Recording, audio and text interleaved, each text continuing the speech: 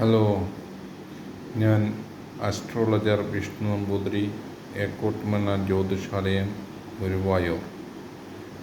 My phone number is 9682541214. ഞാൻ എഴുതിയിട്ടൊരു പുസ്തകം പഠിക്കാൻ ഇംഗ്ലീഷ് എല്ലാവർക്കും. ഇന്ന് ഞാൻ പറയുന്ന വിഷയം ദൈവസങ്കല്പത്തെക്കുറിച്ചാണ്. ഞാൻ ഒരു 55 വർഷമായി ജീവിക്കുന്നു. ഞാൻ ജനിച്ചത് മുതൽ ദൈവം ഉണ്ടോ ഇല്ലയോ എന്ന് അന്വേഷിച്ച് വരികയാണ്. അവസാനം ഞാൻ മനസ്സിലാക്കുന്നത്, നിയമം ഉണ്ട് എങ്കിൽ ദൈവവുമുണ്ട്, നിയമം ഇല്ല എങ്കിൽ ദൈവവുമില്ല. നിയമം എപ്രകാരം മനുഷ്യർക്ക് സുഗമമായി ജീവിക്കാൻ ആവശ്യമാകുന്നു, അതേപോലെ ദൈവവും നമ്മൾക്ക് സുന്ദരമായി ജീവിക്കുവാൻ ദൈവവിശ്വാസം ആവശ്യമാണ്. ഒരു വിശ്വാസവും ഒരു ജ്ഞാനവുമില്ലാത്ത മനുഷ്യർ കൂടുതൽ ബുദ്ധിയുള്ളവരാണ്. അവർക്ക് നല്ലത് ഏത് ചീത്ത ഏത് എന്ന ഒരു വിശ്വാസമില്ലെങ്കിൽ അവർ തോന്നിവാസം അനവധി ചെയ്യും. അന്നേരം നമ്മൾക്ക് നിയമം നമ്മളെ എങ്ങനെ സംരക്ഷിക്കുന്നു, അതേപോലെ തന്നെ ദൈവവിശ്വാസവും നമ്മളെ സംരക്ഷിക്കുന്നു.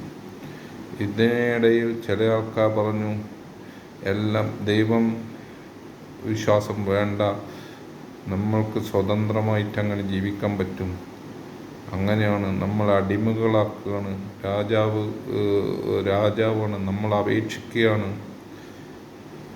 ഇതിനൊന്നും ഒരു ഉത്തരം കണ്ടുപിടിക്കാതെയുണ്ട്, അത് നടപ്പാക്കാനുള്ള സംവിധാനം കണ്ടുപിടിക്കാതെയുണ്ട്. വെറുതെ അബദ്ധങ്ങൾ, ജനങ്ങളെ പറ്റിക്കുന്നത്, പ്രചരിപ്പിക്കുന്ന അബദ്ധങ്ങൾ പറയുന്നത് ശരിയല്ല. രാജ്യത്തെ ജനങ്ങളെയൊക്കെ ഭരിക്കുക എന്നത് അത്ര നിസ്സാരമായ കാര്യമൊന്നുമല്ല.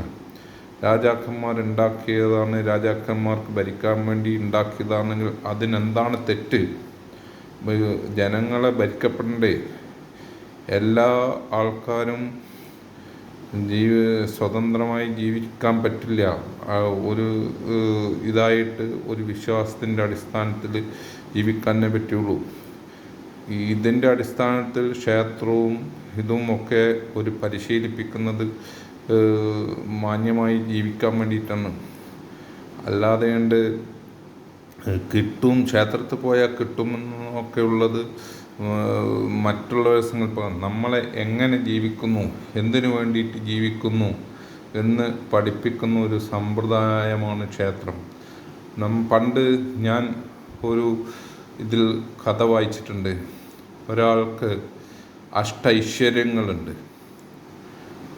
അന്നേരം അയാളോട് പറഞ്ഞു, താങ്കൾക്ക് അഷ്ടൈശ്വര്യങ്ങളുണ്ടല്ലോ, താങ്കളുടെ ഒരു ഗുണം എനിക്ക് ദാനമായി തരുമോ എന്ന്. അന്നേരം അദ്ദേഹം പറഞ്ഞു, അഷ്ടൈശ്വര്യങ്ങളുണ്ടല്ലോ, അന്നേരം എൻ്റെ ഒരു ഗുണം ദാനമായിട്ട് വേണമെന്നല്ലേ താങ്കൾ ചോദിക്കുന്നത്, ഞാൻ തരാമെന്ന് പറഞ്ഞു. എന്ത് ഗുണമാണ് താങ്കൾക്ക് വേണമെന്ന് ചോദിച്ചു.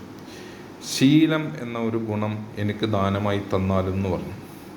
അന്നേരം അഷ്ടൈശ്വര്യങ്ങളുണ്ട്, അന്നേരം ശീലം എന്ന ഗുണം അയാൾക്ക് ദാനമായി കൊടുത്തു. അതിനുശേഷം അയാൾ സാധാരണഗതിയിൽ 3 മണിക്ക് എഴുന്നേറ്റ് കുളി, ജപം, തപം അതൊക്കെ ചെയ്യാറുണ്ട്. അതിനുശേഷം അയാൾക്ക് 3 മണിക്ക് എഴുന്നേൽക്കാനാവുന്നില്ല. അയാളുടെ പ്രവൃത്തികളൊക്കെ ഓരോന്നായിട്ട് മാറാൻ തുടങ്ങി, ശീലം ഉപേക്ഷിച്ചത് കാരണം. അന്നേരം ബാക്കിയുള്ള 7 ഐശ്വര്യങ്ങളും അയാളെ വിട്ടകന്നു. അന്നേരം ഒന്നിനോട് ബന്ധപ്പെട്ടിരിക്കുകയാണ്. അന്നേരം ഞാൻ പറയുന്നത്, ഇംഗ്ലീഷ് പഠിക്കാൻ വേണ്ടിയിട്ട് ഞാൻ എഴുതിയ ഈ മനഃപ്പാഠം എല്ലാവരും ഒരു 3 മാസം സ്ഥിരമായി ശീലിച്ചാൽ ഇംഗ്ലീഷ് നമ്മൾക്ക് മലയാളം പേപ്പർ വായിക്കുന്നത് പോലെ തെറ്റുകൂടാതെ വായിക്കാൻ പറ്റും. അന്നേരം തെറ്റുകൂടാതെ വായിച്ച അർത്ഥം മനസ്സിലാക്കാൻ പടിപടിയായി നിങ്ങൾ എത്ര വായിക്കുന്നോ അത്ര നിങ്ങൾക്ക് മനസ്സിലാവും. കുറേ നിങ്ങൾക്ക് മനസ്സിലായാൽ പിന്നെ നിങ്ങൾക്ക് മലയാളം പറയുന്ന പോലെ തന്നെ ഇംഗ്ലീഷ് പറയാൻ പറ്റും. അതിനു വേണ്ടിയിട്ടാണ് ഞാൻ ഇത് എഴുതിയിട്ടുള്ളത്. അന്നേരം ദൈവം ഇല്ല എന്ന് ആരും വിചാരിക്കേണ്ട, ദൈവമേ ഉള്ളൂ ലോകത്ത്. അന്നേരം വിശ്വാസികളായ ഒരു സമൂഹത്തെ 95% ആൾക്കാരും നല്ലത് ചെയ്യുന്നവരാവും. വിശ്വാസികളല്ലാത്ത ഒരു സമൂഹത്തിൽ 100% ആൾക്കാരെയും തെറ്റ് ചെയ്യുന്നുണ്ടെന്ന് നോക്കാൻ പോലീസ് സംവിധാനം ആവശ്യമാണ്. അത്രമാത്രം പോലീസും സമ്പത്തും ഒന്നും ഇന്ന് ലോകത്തില്ല. അന്നേരം വിശ്വാസികളും ക്ഷേത്രവും ഇതൊക്കെ ആവശ്യമാണ്. തോന്നിവാസം ചെയ്യുന്ന ആൾക്കാർ എല്ലാ സമൂഹത്തിലും ഉണ്ടാവും, എല്ലാ ആൾക്കാരും ഉണ്ടാവും. അവരെ നിയന്ത്രിക്കാൻ ഒരു 5% ഉണ്ടാവുള്ളൂ. അതിനുള്ള പോലീസ് സംവിധാനം ഇന്ന് ലോകത്തുള്ളൂ.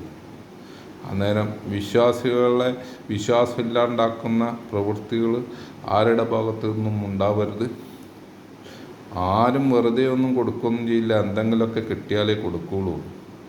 അന്നേരം അമ്പലമായാലും പള്ളിയായാലും അവിടെ പോയി നമ്മൾ പ്രാർത്ഥിച്ച് നമ്മൾക്കെന്തെങ്കിലും കിട്ടുന്നുണ്ടെങ്കിൽ മാത്രമേ അവിടേക്ക് ആൾക്കാർ പോവുള്ളൂ.